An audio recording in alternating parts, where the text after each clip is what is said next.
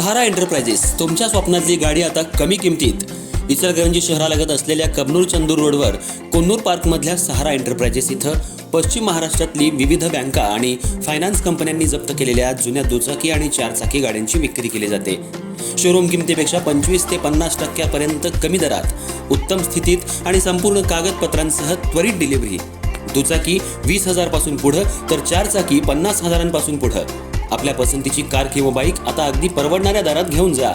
विश्वास, पारदर्शक व्यवहार आणि उत्तम सेवा हेच आमचं वैशिष्ट्य। पत्ता Konnur park, Kabnur Chandur road, Ichalkaranji. Proprietor Rajubhai Ajgar. संपर्क 8055810910 आणि 9860785786। सहारा एंटरप्राइजेस, दर्जा, विश्वास आणि बचत यांचं परिपूर्ण ठिकाण।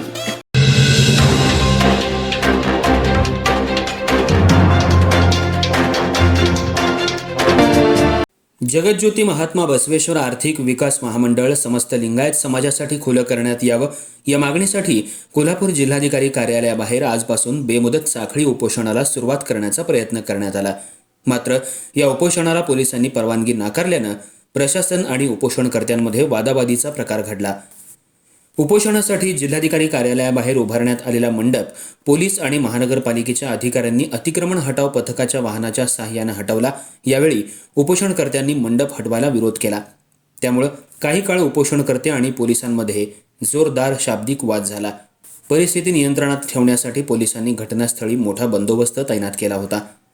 दरम्यान मुख्यमंत्री देवेंद्र फडणवीस यांच्या कोल्हापूर दौऱ्याच्या पार्श्वभूमीवर जिल्हाधिकारी कार्यालय परिसरातील सुरक्षा व्यवस्था वाढवण्यात आली आहे। याच पार्श्वभूमीवर उपोषणासाठी उभारण्यात आलेला मंडप हटवण्यात आल्याचं प्रशासनाकडून सांगण्यात आलं। महात्मा बसवेश्वर आर्थिक विकास महामंडळाचा लाभ समाजातील सर्व घटकांना मिळावा, तसंच महामंडळ समस्त लिंगायत समाजासाठी खुलं करण्यात यावं अशी मागणी उपोषणकर्त्यांनी केली आहे। मागणी मान्य होईपर्यंत बेमुदत साखळी उपोषण सुरू ठेवण्याचा निर्धार आंदोलकांनी व्यक्त केला आहे। मंडप हटवण्याच्या कारवाईनंतर जिल्हाधिकारी कार्यालय परिसरात काही काळ तणावाचं वातावरण निर्माण झालं होतं। पोलिसांनी परिस्थितीवर नियंत्रण ठेवत आंदोलकांना शांततेचं आवाहन केलं।